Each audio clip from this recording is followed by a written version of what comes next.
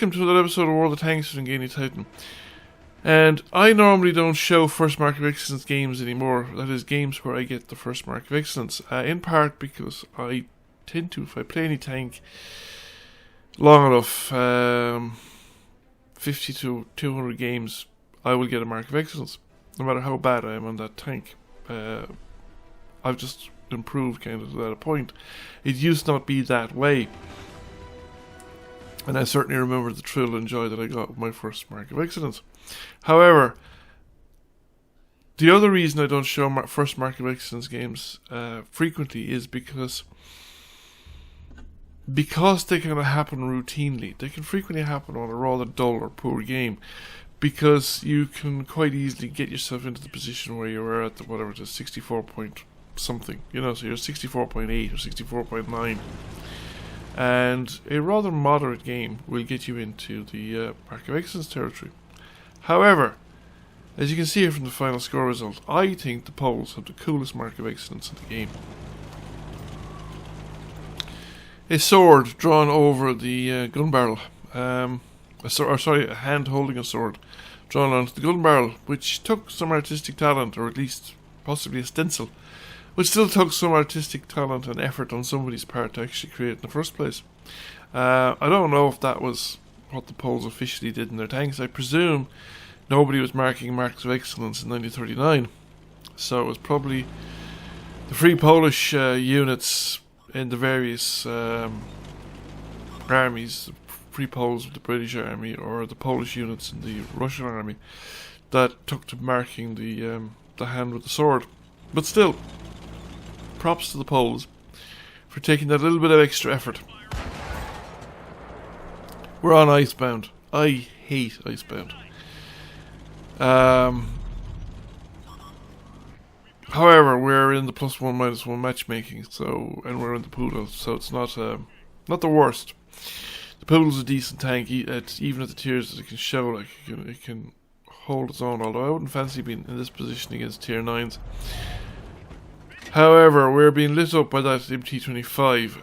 Our own light tank has gone in, but he's really out in the limb, because he has to stay in that little hole he is in the corner, or he'll be shot by all the tanks down to the east of us, just like I have been just there.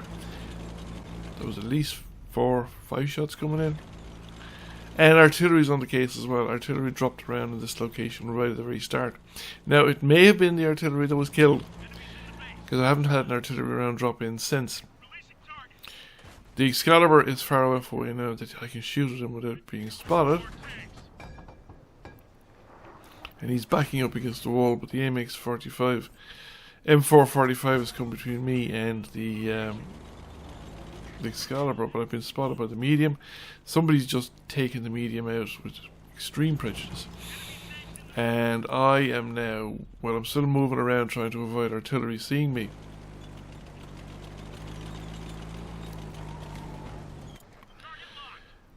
Now, it looks like we can also get a shot at the M4. We're not spotted at the moment. Whether we'll be spotted after we're firing, we're not.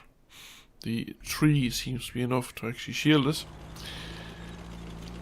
The battle, on the other hand, though, seems to be getting away from us, in that the enemy are now pulling kind of into the town. So I have no idea whether there's anybody out in the field. In front of me, the Excalibur there seems to be on a roadway. I can get clean shots at him. So we're going to take advantage of that. There's I presume the M4. And he manages to get away before the last one would be able to come in. But I'm starting to get isolated here in the other sense, in that my gun is no longer in the game, and I need to actually start taking some risks and push forward if I'm going to continue to get some damage into this game. I mean, I could play it safe. The team actually have it well in hand, but there's no fun in that. We might as well come on, and we can do it with reasonably low risk, because I think I should, with the exception maybe of some of the mediums and tank destroyers. I don't know where the remaining medium is. The tank destroyers are in town. Well, most of them are in town anyway. And I should be able to outview the heavies. So we can see there the AMX M445. We spotted me. However, I've got a shot here. Fire in his general direction, but it doesn't hit. It doesn't go through if it did hit. And he's now got buildings between me and him, so I must have been firing through a window or a gap in the buildings there. It was a kind of a fortuitous shot. So we're going to go around the block because he's engaged tanks. He's engaged with 2 tanks in the front. So he's likely to be rather busy. And I should be able to come around here and get at least 1 shot into him. So we get the shot into him, and actually he guess anticipated my coming, and he had been set up for return fire, but my reload is fast enough that I get the 2nd shot in, and I probably would not have gotten the 3rd. He'd have hit me with the hit me before I got the 3rd in, but he was taken out, so there's only 1 tank remaining. The last enemy tank in active has been taken out, so I don't know where this enemy tank is. It's probably hiding somewhere around the back, or else it's been AFK from the start of the game or something. But across the street here I got lit up, so I reckon north on the left there, somewhere up around the 1 location, the 1 spawn location for the enemy, that tank was. And I need a spot where some solid cover, because you can actually shoot through the windows here if you have the a line of sight on them. So we come around here because the other tanks must not have spotted him, or been spotted by him, or might not have 6th sense. But they don't seem to be responding. Somebody knows where he is. And there he is. Now I'm spotted, so I pull back down immediately. But no shot came my way. So Tiger 1, full health, at the end of the game, parked right at the spawn location. There's a good chance that he never logged in, respawned in the first place. And the tank was never under command, although it's not written up in grey. He might have been disconnected immediately or something like that, or else he just went AFK for the start. But even most AFKers now drive the tank a little bit, otherwise they get no silver, or what do you call it? They get no silver or experience points.